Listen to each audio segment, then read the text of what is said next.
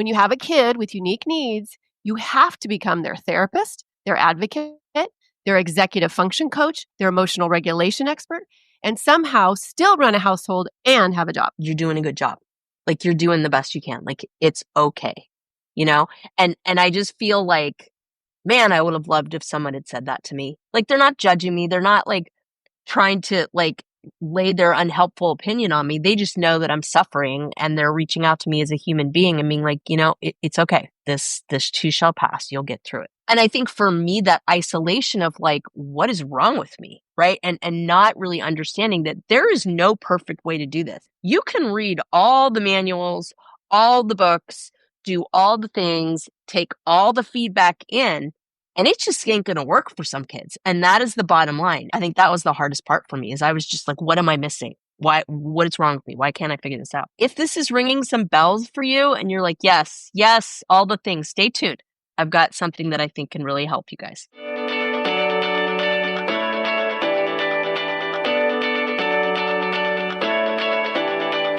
Welcome to Drinks with the Girls. Conversations for women over 40 around connection, change, and the power of female friendship. Living well with stories to tell. I'm Karen, and this is Lisa. We are moms and solopreneurs stepping into our own, diving into real conversations about things that matter to women in midlife. We're here to spill the tea on everything that affects women in their 40s and beyond. Topics like loss and grief, changing relationships, launching kids, menopause, and reinventing ourselves in midlife. We are here to tackle it all. Connect with us through a blend of our lived experiences, our friendship, the memory of our moms, plus a collection of real stories, honest conversations, and engaging interviews that will make women over 40 feel seen and remind them that they're not alone on this journey called life. Let's go. Hello, fabulous Drinks with the Girls listeners. Welcome back to another episode where we dive into real conversations about life, midlife, and all the messy, beautiful things that come with it. I'm Karen. And I am Lisa, despite the octave change in my voice today. We'll see how this goes. I am nursing a bad case, what the fuck, virus. And yeah, so we'll see how this goes. Dude, I think that's going around, like, and not just in physical formation. I tell you what, on so many levels. But anyways. So many levels. Anywho, today we are talking about parenting unique kids. So for all you mamas out there, buckle up. But before we really dive in, I am drinking one of my favorites, Vino Disco, boxed wine, women-owned business, happiness in a glass. And what are you drinking, Lisa? Well, it is happiness in a glass, but unfortunately, a very tame version given where I'm at. So I am shoving anything I can possibly think of down my throat that will give my poor little immune system a boost. So I have an Arbonne special cocktail on here with sport hydration, which is like electrolytes, and I've got immunity boost with like elderberry. I mean, I swear to God, if there was an old crone on the corner that told me some herb she could sell me was going to help make me feel better, I would throw that crap in here too. So we're talking about parenting unique kids. Whether your child is neurodivergent, has a disability, struggles with anxiety, or just doesn't fit the so-called quote unquote norm, this episode is for you. Yeah, I feel like we're going to be doing a lot of air quotes on this episode, so hopefully you can take the visual in. But yes, if you have ever felt like you're parenting on hard mode, like no book or parenting advice has ever really fit your child, if you've ever ugly cried in the school parking lot, raise my hand. Welcome. You are not alone. Lisa, you have been in the trenches with this for years. Both of your kids have autism and ADHD, among other issues. What has that journey been like for you? I think I've been pretty upfront on the show up until this point. It has been a ride, that's for damn sure. Honestly, I knew pretty early that my kids weren't following the usual roadmap. My son, for example, who's the oldest, would never get on a sleep schedule. Like, I kept going, what is this magical schedule that people are talking about? Like, I was just completely baffled. And I'm not talking like, oh, he had a little trouble sleeping. I'm talking like physically incapable of sleeping for longer than maybe 90-minute stretches for a long time. And we could not get him into any predictable routine at all to save our lives. I remember you saying that. And guess what? When kids don't sleep, parents don't sleep. Word. His first caregiver told me this is kind of a dubious distinction, but that he was the hardest child she'd ever worked with to get on a sleep schedule. And then she promptly retired. So, as in her last child. And apparently that's what finally pushed her over the edge, was my child's lack of sleep schedule. She's like, I'm out. Pretty much. Truthfully, that just sounds absolutely exhausting. It was. And the thing is, when your child doesn't follow, again, air quotes, that standard development chart, you don't always realize it first. You adapt, right? You normalize things. You tell yourself, he's just quirky, or maybe he's just really independent. Like, that's what I used to joke about my daughter. Like, oh, she has leadership skills, right? And I was joking, but not really. And, my son, both of them really hit all the big developmental milestones. So naturally, no one suspected anything for a long time, including me. And, that little paranoid voice and mom voice in the back of my head, you all know what that's like, was always like, there's something wrong. And I would have these dialogues with myself, like, don't be ridiculous. You're just being paranoid, right? Because I didn't know. Yeah, this conversation is really going to be eye-opening for me because it's already has me thinking about how I parented my kids. I mean, my kids are 29 and 26, but I think back and my kids were, again, air quote, more typical. But I look at some of my daughter's challenges when she was in school. Like she's better now, but she had a really hard time with any kind of change. Like you could never just like spring something on her last minute. And it took me a long time to figure this out, that I had to give her a lot of lead time if we were going to switch things up. And her brother, my firstborn, wasn't exactly like this. So it definitely helped show me that you can have two kids parented exactly the same by the same people. And there are still things that you're going to have to adjust and figure out, right? Because no two kids are the same. And I would just tell people that was God's way of making me the best parent possible. But for a long time, I literally thought I was doing something wrong. Yeah, I don't think you're alone in that. And, social media has not made that any freaking easier because people always put the best versions of themselves on there. So the best parenting version. And it's just hard. You feel like you're constantly questioning yourself. Like, is this a phase? Am I overreacting? Am I being a bad parent? Am I a bad mom? Like, for the longest time, my husband and I just thought we were shitty parents, right? I can remember when we first qualified for some extra services for my son, the first thing out of my husband's mouth was, do they just think we're shitty parents? Like, is it just because like we haven't been able to do what needed to be done? Like, genuinely, we were not trying to be like a pity party. It was horrible. And I think too, obviously things are getting so much better with acknowledging and talking about and normalizing the fact that there is this massive spectrum that every single one of us are on, right? And that not everybody is the same. I mean, when my kids were young, we just didn't really talk about it as much as you hear about it now, right? All the differences. So you're feeling like you're a crappy parent, and then you get the well-meaning but not helpful at all comments from other parents. 100%. Let's dig into that a little bit. I think that needs some attention. Yeah, like when you're in the middle of a full-blown sensory meltdown on the t-ball field and another parent says something pretty insensitive and unhelpful, it just made my head want to blow off my body. Pretty much. And honestly, if I had $1 for every unsolicited parenting opinion I got in a grocery store, I could retire tomorrow. I mean, I can remember sitting on a boat in South Africa when we were overseas. Liam was hot, which was a big trigger for him. And I remember the boat captain going, you know what that kid needs is a good beating. Oh boy. Like, okay. Yeah. Hang on, let me get my Switch out. Right. I saw something, a woman had a young child with her and he's having a tantrum in the store, and an older woman, probably in her 60s or 70s, turns to the woman that she's with and, just makes a snide comment about that child needing discipline or that child being spoiled. Like, I'm sure you didn't just forget to try the discipline. Oh, 100%, right? Silly me. I'm just going to pull out my obedient child remote control and fix that real quick. And the thing that used to get me is people are freaking mean. They're just plain mean. I remember I had one older woman tell me that my child should be in jail.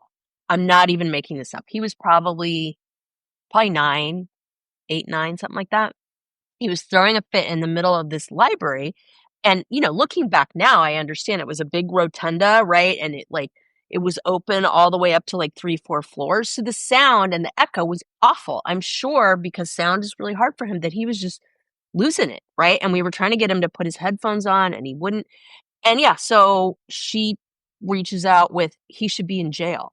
I remember Martin going over and just being like, can you just stop? Like, this is so not helpful. If you are not going to be helpful, could you just at least shut the hell up? And it took a few minutes for her to calm down. It was just like, let me stop worrying about my child who's obviously troubled and trying to figure this out and go talk to you, because that's what needs to happen here. That is so insensitive. I know the story, but to hear it come out of your mouth, it's just shocking. I mean, especially if you are a parent, because if you are a parent, on some level how difficult parenting is. Even if you don't have kids with unique needs, you can kind of relate mom to mom, how tough this shit is, right? It's like, do better, people. But I think too, we're, at least when my kids were young, we were just kind of coming out of the stage of kids should be seen and not heard. Yep. I think a lot of people still kind of hold on to that. It's not just strangers, it's friends and family too, unfortunately. Yeah, and that can be almost worse sometimes, right? Well, he doesn't act like that when he's with me. No, I didn't have that problem because my kids did act like that with anybody. But the story I tell about my dad is he famously decided, he drives up on his tractor. I think I've told this on the podcast before, and announced to me, like, Liam is just a difficult child. It's like, oh my God, thank you, Dad. I will just take him back to Walmart and exchange him for the air quotes normal grandchild you were supposed to get. Like, excuse me, but F right on off. It was so painful. It was just like, why would you feel the need to say this? It's horrible. Right. Or my favorite, you're just too soft on her. If you didn't cater to her, she'd grow out of it. I think for me, it's like whether or not you agree with the way people parent, at some level, you have been there. There's literally no parent on earth that has not been there. At some point, how about a little friggin' compassion? Like, I just, that's the part that I don't understand. Just don't say anything then. If you can't be compassionate, just shut the hell up and move on. I think another big stressor is feeling like you have to be a perfect parent. Like, if your kid struggles somehow, that's on you. I remember just feeling lost. My mom would make comments and they were well-intentioned. They weren't mean like my dad's, but don't you think I would have tried that by now? And I think that was the hardest thing, is it's like, well, you're obviously not trying hard enough. Really? Because I can promise you, I'm trying really hard. Nothing's working. I'm giving it all I got here. Yeah, I can remember, my daughter, she had a hard time like making eye contact with adults. And this was a big deal for some of the people in our circles. It's like it was disrespectful if a child doesn't make eye contact when they're talking, right? Well, you can't force even a little person to make eye contact. And it's not like something I'm going to punish her for. You're not making eye contact, but people just need to mind their business, stay in their lane. And if they're not going to offer something supportive or helpful, then to just shut the fuck up. Shut the hell up. Like, it's just like, there's an easy choice here. Hey, Fabulous Drinks with the Girls listeners, guess what? We have something exciting happening here at Drinks with the Girls. We have a way for you, our listeners, to be involved. We would love you to be a part of our Drinks with the Girls support team. Creating a sisterhood of empowered women is our goal, and we are so grateful you are here. But we need your help to grow this incredible community that we have a big and bountiful vision for. You can help us get the word out about Drinks with the Girls, because we want all women to feel the support of our powerful community behind them. Here's what you need to do. Go to your favorite podcast platform and subscribe or follow Drinks with the Girls if you haven't already. We need you to share every episode we put out. We would love for you to do this, especially when a particular episode resonates with you and or brings to mind someone you care about that you think would benefit from listening to it.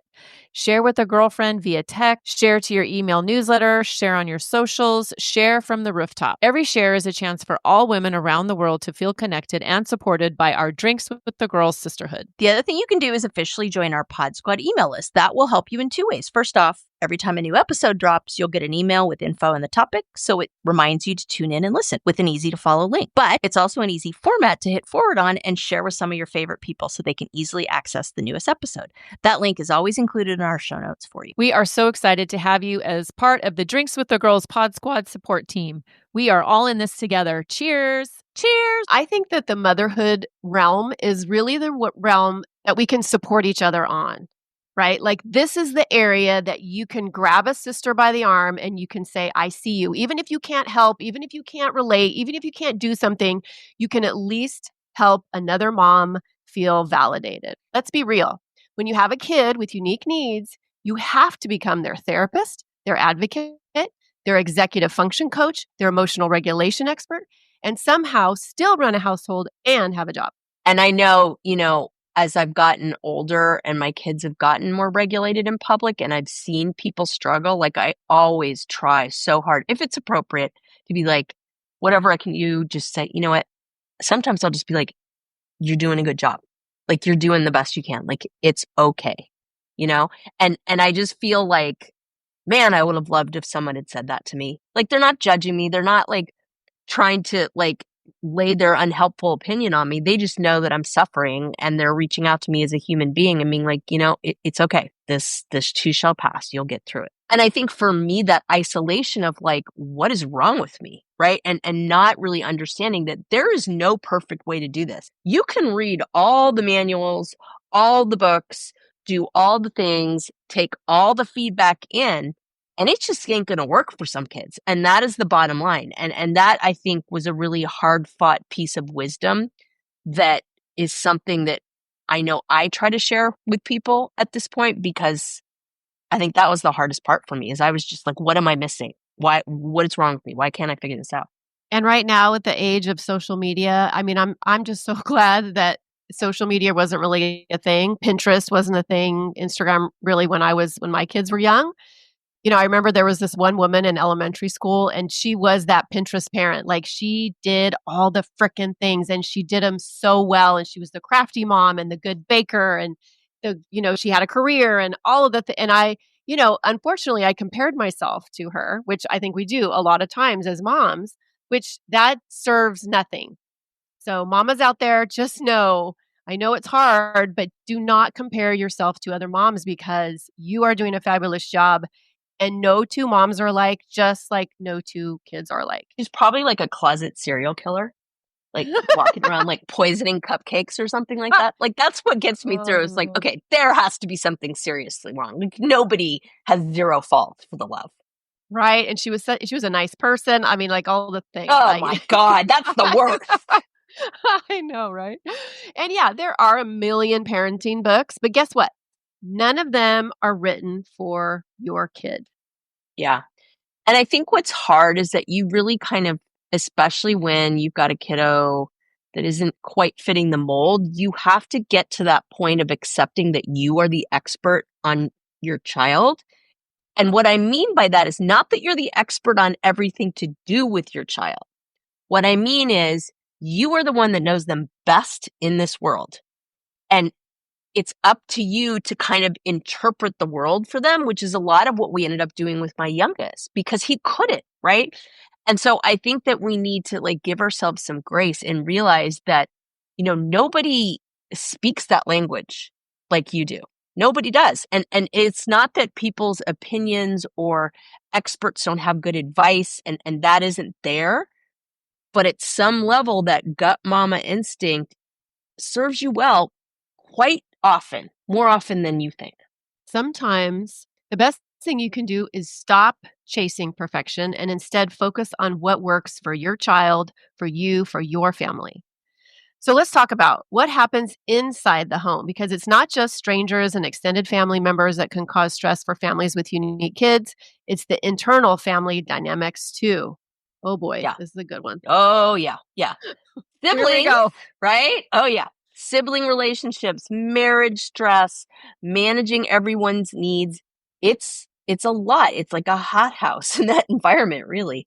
Maybe you have another child who doesn't have the same challenges.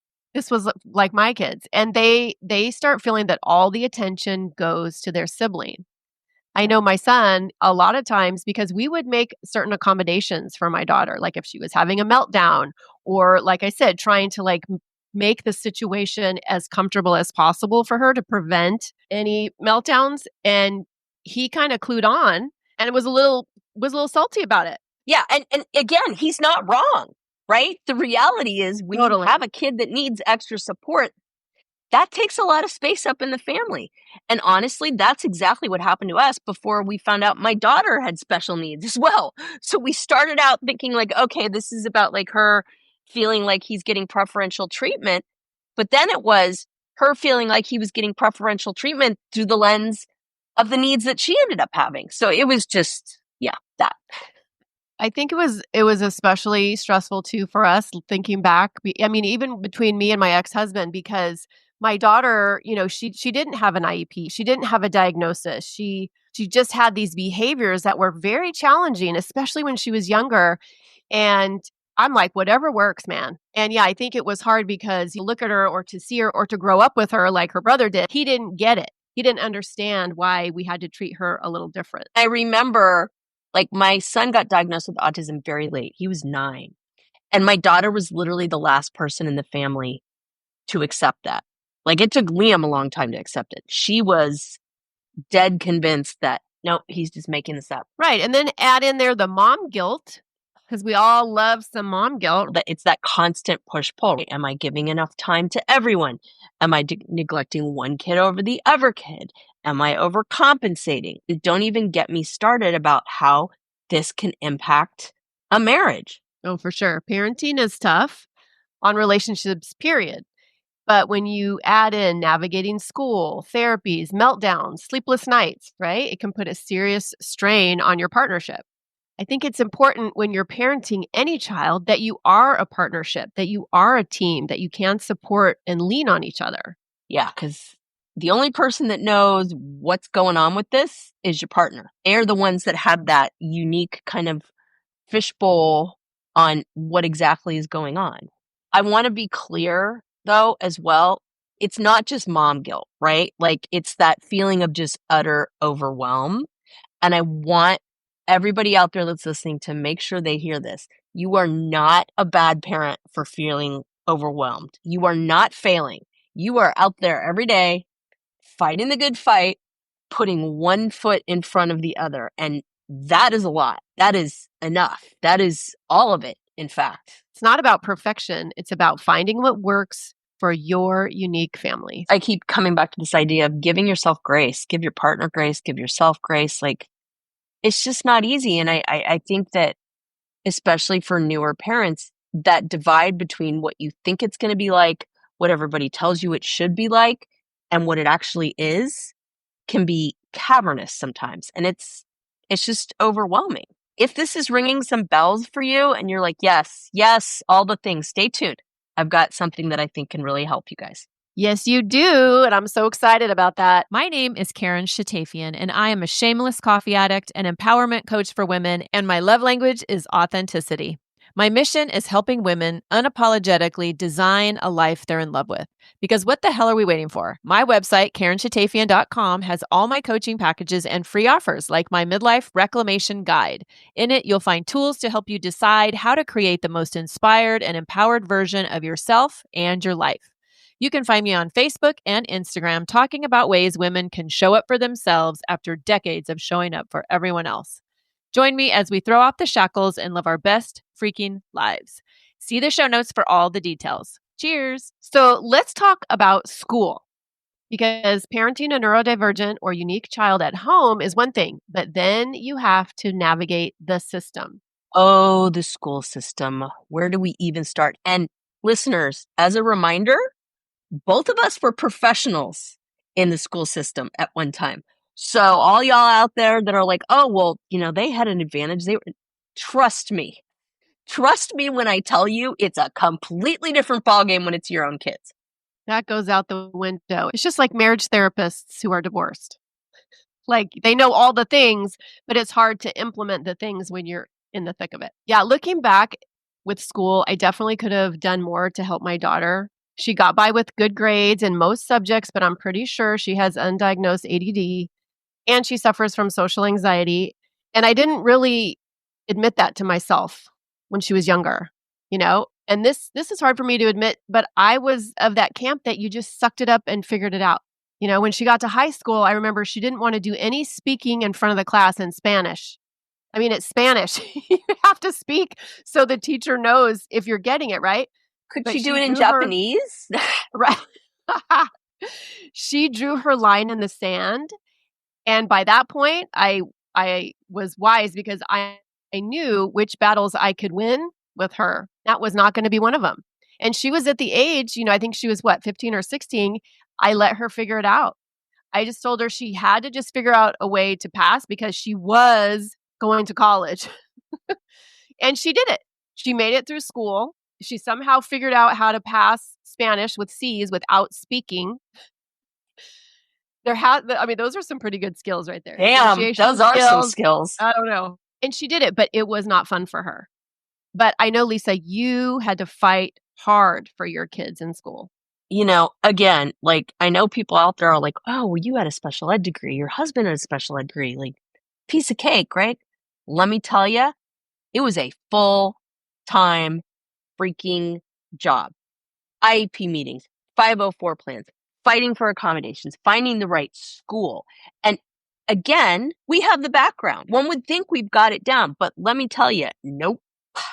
I was recently decluttering due to our last episode on decluttering, which so many of you have tuned into. So exciting. So I was inspired, and I've been doing a lot around my house for decluttering. But at any rate, I found a bunch of my son's old daily behavior monitoring cards, like daily. He had to be monitored, okay? Can you imagine being told daily about every detail of every little thing that your child was doing that wasn't, air quotes, normal or typical?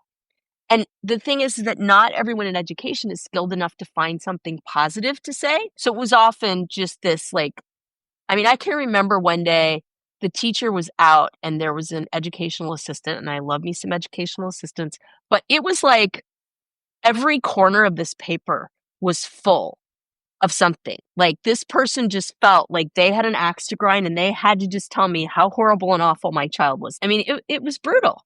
That's so frustrating because the school system is supposed to be something that parents have to support them and to, walk side by side with you on this journey. I definitely understand what you're saying about people not being skilled enough. I was an elementary school counselor before I stayed home with my kids, and I would run the IEP meetings. And I saw firsthand how the school didn't really want parents fighting for their kids. And this was 30 years ago. So hopefully things have changed by now. The school wanted the parents to be involved and help and at least be aware of the problem. It's like, we want you to care, but don't tell us we have to do anything different or out of the box, especially if it costs money. I wish I could say things have changed in 30 years, and I think in some places they have, but the stories I hear from parents, it is all over the freaking map. And, raise your hand if you have PTSD from phone calls home. To this day, if I see that the district is calling me, we had school called off the other day because of snow, and it was that same feeling. Like, my blood pressure went up. I was feeling flushed, my heart rate, and it's just visceral. I remember when we were overseas, we showed up to a meeting where they were just raking us over the coals because my son would grab a pretend screwdriver and open one of the toy drawers and crawl in there in kindergarten. Did they even get curious about why he was even doing that? Again, right, I'm not dumping on educational assistants because there's some lovely ones. They don't have the training that teachers have. And I'm not going to go down that rabbit hole. That's a whole other political mess. But it definitely was different between the classroom teacher and the instructional assistant. And the instructional assistant was just brandishing the screwdriver, did we know? Let's think about this. Why is the child doing this, right?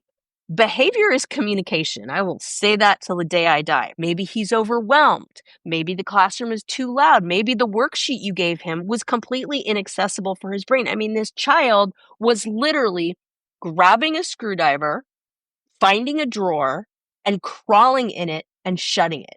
Can you imagine? He's terrified and he has to shut the world out. To me, it was this is not rocket science. Let's figure this out, people. teachers have their hands full. 100%. They have their hands full. And also, teachers, especially seasoned teachers, know what to look for with kids and what is quote unquote typical and what is not.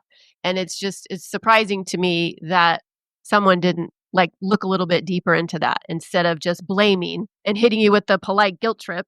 Yeah. And I mean, I was a teacher, right? I was that special ed teacher. And I'm not going to say I was a perfect teacher, but I did at least make a modicum of effort to connect the fact that the behavior was not just out there in isolation and the child was communicating. And I taught kids littles all the way up to high school. And I'll tell you what, it's all just a variation of the same damn thing. I know the frustration, especially if a teacher's working with a parent that doesn't seem to care, isn't involved. I get all that. I really tried very hard to assume best intentions. And I think that would serve people a lot in many situations. Parents are doing the best that they damn can. For the most part, they really are. It's not like people want to bring you their broken child and be like, yeah, I don't know, figure it out. That happens, but it's not the norm. Yeah, as the parent, you're at home reading every book, joining every Facebook group, trying a dozen different strategies, and you're still feeling like you're failing because your child doesn't look like what is showing up on your Pinterest feed. In a lot of ways, that's parents with some privilege, right? Let's not even get into parents in poverty that are just trying to freaking keep food on the table and just survive, right? That's people that have the privilege of bandwidth to do that. So it's a broad spectrum, right? But again, I go back to assume best freaking intentions. It's isolating, man. Parenting any kind of kid can be isolating. But when your child is not doing what quote unquote everybody else's child is doing, you feel like a complete loser and you don't know what to do and you don't know who to turn to. You worry that people are going to judge you and you just shut down. Our social circles got smaller and smaller and smaller and smaller because I just didn't have the bandwidth to educate everybody else. I was spending it all surviving. Absolutely. Because looking back, all of my friends who are still some of my best friends today, but those began in preschool and kindergarten and elementary school because guess what? You're going to play dates, you're having birthday parties. And I can imagine having kids that have unique needs. Those are challenging things to navigate. It ends up being work. Yeah, your kid's having fun at the play date or the birthday party, but it's a lot of freaking work to give them that experience, right? And honestly, I used to dread those because number one, I never knew if my kid was going to have a great time or completely melt down. Number two, those were just the ones that he was invited to. Be careful what you wish for, right? I wanted him to be a part of things. I wanted him to have friends. I wanted him to have play dates, and trying to get him set up with that was really, really difficult. I mean, I had parents stand me up after making a play date. It was horrible, and he's all ready to go, and there's just the worst thing in the world. That is so painful. Yeah, it hurts. Like I said, I keep harping on the isolation, but it is real. It was one of the most difficult things for me. And you don't have the signs that everyone else is seeing in their child as this clue that something might be wrong. Developmental milestones. Oh, they're doing this, this, this, this. And not always, right? It's a spectrum, like you said. But when your child is totally on a different path, you don't have a map. You don't know what the hell's going on. Yeah. And I can imagine how isolating it would have been because looking back for me, I mean, granted, it was a minute ago, I made my connections through the parents of the kids that, my toddlers would play with on the playground, on the tot lot and whatnot. And so to feel like those situations are work, are hard. And especially too, you don't want to have to explain anything to another parent. You just want to sit there and chill and drink your, ice mocha, watch your kid. And people don't want to know. I remember I would get oh, you're so strong. Just I used to hate it when people would be like, God only gives you the child that you can handle. It's like, excuse me, fuck off, because I can't handle this right now. That made people feel better. And inside I felt like they were saying, thank God that it's not me, right? I can remember it's night and day. It was Autism Awareness Day. And an acquaintance of mine was like, oh yeah, we made blue ribbons in class. And I wanted to smack her across the face because it was like, You know what would really help with autism awareness? How about you pick up the fucking phone when I call and have your kids come on a play date with mine?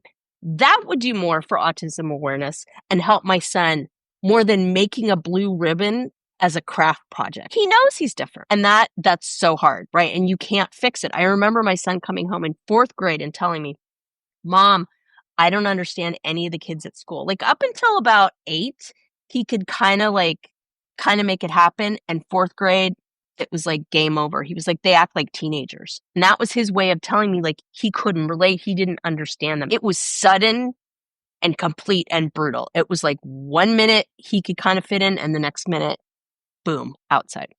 That hits really hard because at the end of the day, we all want to belong. As parents, we want to belong. We want our kids to belong because we all know that pain of not belonging. And when your child says something like, I'm stupid, your heart breaks in half because you know that they're not, but you also know that there's all these outside forces that are making them feel that way. And you're just mom. Like you can try to build them up as much as possible, but when the world is telling them that they aren't okay, it's hard to counteract that. Yeah, I can imagine how exhausting that is, just constantly fighting the battles that shouldn't even be battles. There's stress, there's guilt, there's the feeling that you're just never doing enough. It's real. It really is. I want to go back to something that you said earlier when you were talking about, talking to somebody about your kid's behavior. And you said, I'm not handling it. Let's normalize not handling it. Let's normalize telling people we're not fucking handling it. No matter what kind of child you're parenting, it's fucking hard. Sorry, that's 2 F-bombs in 2 sentences. It's that kind of a show. It's all good. It is. And I think we just need to normalize moms being able to wave the white flag and say, I need some help, right? And that's why having a community is so important. When you were saying that, I just got this sharp memory. My son's like, quote unquote, misbehaving at school or struggling. And we get home and we're trying to do all the things and consequence and no, that's not acceptable and blah, blah, blah. And I remember one day I was like, screw it. And his most prized possession was this Lego table that he'd had that we got him. It was like, okay, let's try being like the authoritative parent. You're going to be that way in school. You don't get your Lego table. And we packed it up and put it in the back of our minivan and drove it up to my parents and put it in the garage. And it breaks my heart because obviously he was just destroyed. I remember talking to a gentleman that was working with him that Martin and I know very well, worked with for years. I remember saying to him, it's not doing any good. I just took the very thing that is his favorite thing in the world away from him. And it's still not making a difference. And I said, this isn't working. It's not working. It's not changing the behavior. And he was so compassionate. And he said, Lisa, I don't believe that he doesn't want it to work. I believe that he would change it if he could, but he can't. And that was a huge aha moment for me. And that's really when we started doing things differently. And one of the decisions we made at that point was we weren't going to consequence him at home for stuff that happened at school. He needed to have a clean break. He needed to be, because we would have to punish him 24/7. It was impossible. And it finally just dawned on me, nope, he needs a break. There'll be consequences at school and we can support that. But he comes home, it's a fresh start. That was really the beginning of the journey of, okay, throw out the damn rule book. We're going to do what this kid needs. And it's going to be messy and ugly, but we're going to figure it out. But it's not going to be according to whatever is trending on Pinterest, just because everybody's telling us that that'll work, when I know damn well that it's not going to. I can remember when I was in the land of the working people, or the traditional job working people. I remember the parents who had kids with unique needs. I remember those parents like you who were turning over every stone, doing whatever it took to advocate for their kids. And honestly, they were looked at as kind of a pain in the ass. Not every case, but certainly the ones where the parents and the school didn't agree on what the child needed. And you know the adage, the squeaky wheel gets the grease. And it's true. The administration doesn't always make it easy for the parents. But don't give up, because that squeaky wheel did get the grease in my experience. And as hard as it is and as exhausting as it is, you can also get help from someone who knows more, maybe someone who's been there, because it is hard to fight that fight alone. I was talking to a mom recently whose son literally started school 3 weeks late because the school, quote unquote, air quotes, forgot to do his assessment. And then they had the nerve to tell her, oh, well, we're just going to like downgrade his services. I honestly was floored. Like, that is 9 ways too illegal. And I wish I had known her back then, because I would have advised her of her rights and what options she had. I mean, if the child has an IEP, pretty sure that's illegal. 1000%. And honestly, from what I understand, the only real communication she got was from a teacher who just freaked out at the administration on her behalf. People trust the system to do what it's supposed to do. Ain't always the case. And again, like, we had these tools, but for us, like, we've had to navigate lots of things like medication and interactions to deal with some of these. And that's a whole other topic. Like, I am not a medical professional. I cannot advise people about medication. I can share kind of, what's worked for us and what our experience has been. I've talked on the podcast before about that and wondering why, with no medical degree, I'm the one that has to make sure all the doctors know what's going on with my kids, because they may be experts, again, going back to this, but I'm the expert on my kids because I'm the only one that knows that complete picture. And it's always with me to kind of feel like, oh my God, like, am I missing something? It's hard to be the one that has all that information. Even just the organizational skills you need to keep track of all of that. Hey there, I'm Lisa Corachella McDowell, your midlife Pacific Northwest princess, here to guide you in the art of next leveling your life. I'm passionate about women's health and wellness in midlife, especially for moms parenting kids with unique needs like I do. I truly believe we can learn, grow, advocate, and care for the planet while taking care of ourselves and our families. And I'd love to help you do the same. Plus, I'm beyond excited to announce the launch of my new membership, the Empowered Parent Collective, this March. It's a space for parents to confidently advocate for their kids, build inclusive communities, educate themselves, and find balance and support along the way. To find out more about the Empowered Parent Collective, my classes, wellness offerings, parenting tips, advocacy resources, and exclusive Drinks with the Girls goodies, head to nextlevellifewithlisa.com. Let's survive and thrive in the messy middle together. Cheers. I know there are so many kids and families who fall into an area where they don't qualify for any kind of service, but they're still struggling. Like, this was my daughter. She didn't struggle enough for it to be alarming. Like, she wasn't failing school or, disrupting the class or anything, but I definitely could have helped make things easier for her. And I remember when she was in 4th grade, her teacher came to my husband at the time and she said, you should probably have her tested for ADD. And I kind of had my head in the sand, which is embarrassing for me to admit because I was in education and I considered myself a good parent, but I was following the lead, not to blame him entirely, but he had a hard time with that. He was like, hell no. And so we did not have her tested. And I think that could have really made things easier for her. Yeah, I'm not a proud mama saying that, but I digress. I got it out. So where exactly are these parents supposed to go? The gray area parents. Yeah. And to take you off the cross a little bit, again, this is another rabbit hole, but there has been a lot of research that has come out lately about ADD and ADHD. And it's basically finding that was to the extreme, when other diagnoses would have been more of a fit.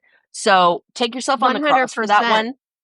Thank you. Thank you. I appreciate that. And I saw that. Like, I was a counselor. I was working in the schools in the 90s. And literally every new diagnosis, every new IEP, whatnot, it was ADD or ADHD. Yeah. Right? Unless there were severe learning disabilities or something like that. But yes, the ADHD and the ADD bucket were where all the kids were being tossed into. Well, and here's my 2 cents, not that you've asked for it, but I think I can Give it to me, girl. Confidently on this one. Give it to me. I believe that diagnosis took off because to a certain extent, it's easily fixed. Don't misunderstand me, right? I'm not saying it's easy to have a child with that, but the idea that there could be something wrong with your child that a medication Yeah. could Here's a pill. mitigate. Yeah, I think is very appealing for people, right? And some people it isn't. Some people are like, nope, not going to medicate. So I'm not trying to oversimplify that, but that's kind of my theory about that one, because let me tell you, there's all sorts of stuff out there where medication won't fix it.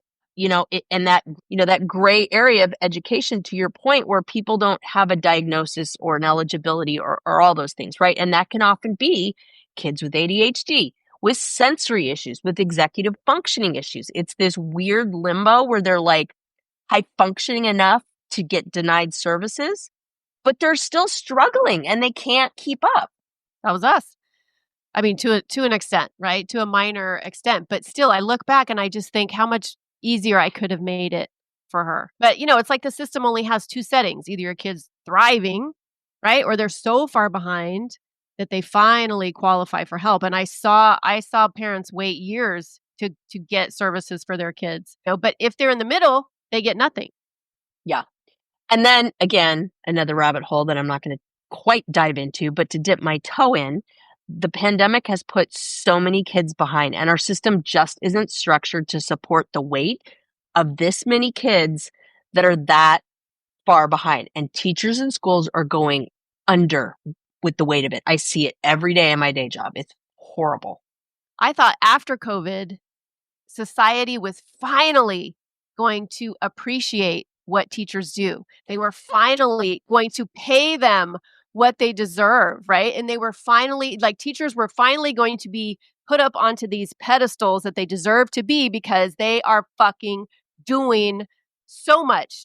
That's like my daughter says, because she's a teacher, I'm going to go educate the youth, right? They are educating the youth, but they're also helping them become functioning members of society. Like, they are literally your partners, or they should be, with parents. And I thought after COVID, we as a country would start appreciating our teachers and paying them what they deserve. Sorry, I will get off my soapbox now. Lisa and I could keep talking about this forever. So, but we're going to wrap it up here. And we like to leave you guys with something useful that you can take away. So, we're going to start with one of our favorites, which is self-care. The whole time we've been talking about this, in the back of my mind, I'm thinking, and how are these parents taking care of themselves? Because it is a lot. Because I get to see Lisa every week, and sometimes there's highs and sometimes there's lows, and I see the weight of things that she's been carrying, and I think to myself, how is she taking care of herself? And I know she's gotten better at that. So let's get real about self-care and hear us out. I know what you're thinking. Who has time for self-care, right? Because women, we are always last on our own fucking list. Yep. And then you throw in a kid that has unique needs in the mix, and it feels like it's an impossible luxury. And hey, take it from me, who hired Karen to coach me because I sucked at it so much, because it just felt impossible, right? So I get it. Believe me, I get it. And we know what you're thinking. Like, you can't even pee alone, right? If you have kids, or if you have kids with special needs, or just a family, basically. And now we're asking you to journal and take bubble baths. That was a sad attempt at pretending to be me, because that was literally me, right? But again, and we harp on this, right? Self-care isn't about spa days. It really isn't. I mean, yeah, it could be, but it's about doing those small things that keep you from completely burning out. It's giving yourself permission to take care of yourself. I felt like part of my job with Lisa was to convince her that she was worthy of self-care. And yes, she has 438 balls in the air, and one of them needs to be her, right? Because you'll never be able to advocate for your child on an empty tank. We're not talking about a huge time or money commitment. We're talking about simple things that you can do daily, even if it's just sitting in your car for 5 minutes, before you walk inside for a meeting, or before you walk in to pick up your child. Yep. Or texting a friend who gets it, right? Finding that community, right? Just drinking hot coffee instead of microwaving it 3 times. I know, we're crazy. Let's not forget, okay? You are more than just a parent. This is one of your most important roles in your life, but you are more than a parent. And this is one of the most important things that women need to hear. That one hits me hard. I mean, I'm not gonna lie, because sometimes after years of being in survival mode, you kind of forget who you are outside of parenting because it's taking so much mental energy to just like put one foot in front of the other, Absolutely. And I think you get so used to that survival mode. I've seen this with other clients. The survival mode becomes normal. And it's like you can't even, you have these blinders on and you can't even look outside to what else is possible. Like I had a client tell me, she's like, I never thought that was possible for me, meaning self-care, pleasure, putting her needs first. But you know what? Parenting unique kids also gives you a front row seat, I would imagine, to some of the most amazing moments. Honestly, when you have kids like mine, like when they do something that might seem small to other people, it's huge for us. It's just monumental. Like I can imagine maybe the first time they make a friend or they finally eat a new food after years of only eating chicken nuggets. My son, who struggled for years with social skills and still does, like finally, like when he went to high school, like he would tell everybody his meetings, like they'd be like, what do you want to do in high school? And every single time, I just want to have friends. I just want to have a friend. I want to have some friends. And he went to high school, and this beloved program that he's in, he made multiple friends. And I ugly cried for hours. That gives me goosebumps because, it goes back to what we talked about earlier, that belonging. We all, parents and kids, we want to feel understood and we want to feel loved, right? That's why community is so important. So, Lisa, I just got goosebumps again because I know what's coming, but I am so freaking excited about this. And I have been waiting for you to unveil it because this is going to change lives. So, you've created something really special. Tell us about the Empowered Parent Collective. I got to pinch myself because I think it's been living in my head for so long. And, having this idea of rolling it out to perfection, I've had to kind of give myself a stern talking to and really come to the point where it just needs to exist in the world. And I'll figure the rest out later because it's just too important. The Empowered Parent Collective is a membership space for parents of unique kids who need real support. And that nomenclature of parents with unique kids is specific, right? Because I don't want people to feel like their child has to have some kind of specific diagnosis, right? Which is why I intentionally chose that.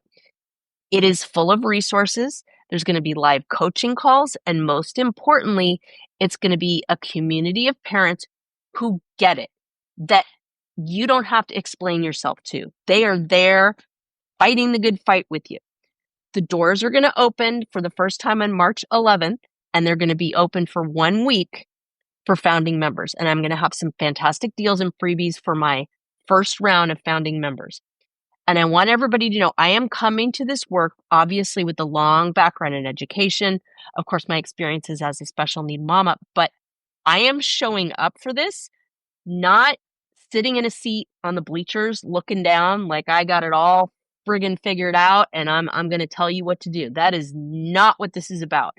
I am right there with you in the trenches fighting every day. I will share my expertise and I will absolutely help people get resources and hook them up with things that I know that would help them from that background. But I want people to understand that sometimes I might just be 3 chapters ahead in the book. That's the way this works. But what I can do is I can support you and I can help you find resources because that's what I've had to do. And I can walk right along there with you as you navigate this journey. This is so exciting because I know you have a wealth of knowledge. You have a wealth of lived experience.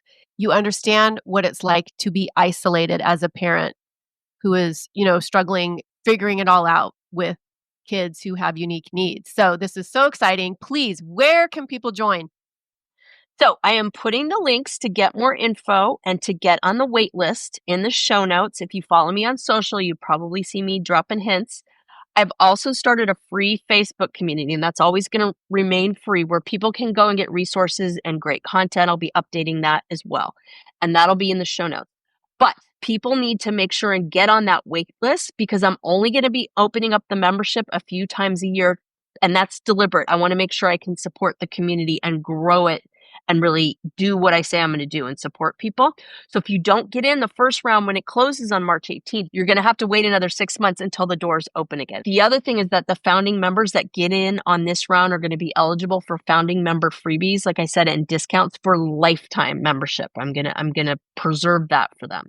So even when I add all the additional juicy things that I've got planned in the months and years to come, you will have it at a certain price that you can only get by joining that way. So grab a spot now, because I already have people on that wait list that are reaching out. This is fantastic. So March 18th, that's the deadline. So if you want to join this amazing community, get in on the ground floor. Yeah. So the card will open March 11th, and then it'll go through the 18th. But if you get on the wait list now, I'm going to be pushing information out to you. So that's the most important thing to remember. Okay, that went right over my head. So the doors don't even officially open until the 11th. So everybody on the wait list is going to have a leg up to get in there, right? You got it. You got it. Yeah. Yep. Wait list, people, get on the wait list, okay? And hey, question. So would a parent like me in the gray area be a candidate for your group? 100%. Again, that language that I chose was very deliberate. I don't want people to be like, oh, well, my child doesn't have a diagnosis, or, they're doing okay in school, right? This is for you if you have that niggling little mama voice that's like, there's something off. There's something off, right? We are here to help you find your people, okay? So please don't think you have to come like, here's my diagnosis and my paperwork and I'll check it at the door. Like, it can literally be like Karen was saying, looking back now, there were all these signs. Like, if you are just feeling that gnawing thing in your gut, that there's something going on that you don't understand and you need some peeps, this is for you. That is why I'm building this.